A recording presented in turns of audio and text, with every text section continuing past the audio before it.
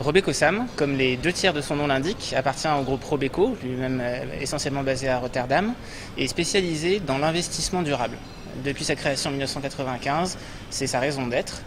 notamment à travers le développement d'une gamme d'indices, les indices DJSI, qui se basent sur un questionnaire propriétaire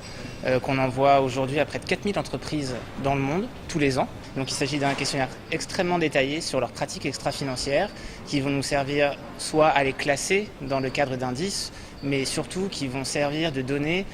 pour les prises de décisions d'investissement, que ce soit dans les portefeuilles de Robeco-Sam, mais aussi à l'intérieur du groupe Robeco, puisque sur un total de près de 200 milliards gérés dans le monde au sein du groupe, c'est plus de 85 milliards qui sont sous intégration de ces fameux critères extra-financiers. Je suis très heureux de venir présenter notre stratégie Gender Equality Impact, qui est un fonds qui vise à promouvoir l'égalité homme-femme, la diversité dans une certaine mesure, en entreprise. Donc c'est pas seulement de sélectionner les meilleurs élèves, c'est pas seulement de profiter d'une tendance ou d'une corrélation qu'on aurait trouvée et qu'on a d'ailleurs prouvé statistiquement, c'est aussi de générer un impact avec ces investissements. Donc c'est ne pas oublier la profitabilité, la rentabilité financière qui est clé,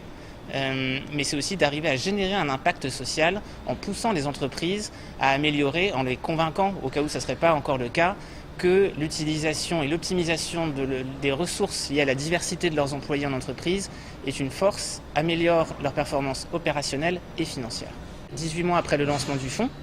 on a commencé à faire ce qu'on appelle de l'engagement, c'est-à-dire à dialoguer avec des entreprises qui ne sont peut-être pas tout à fait au niveau,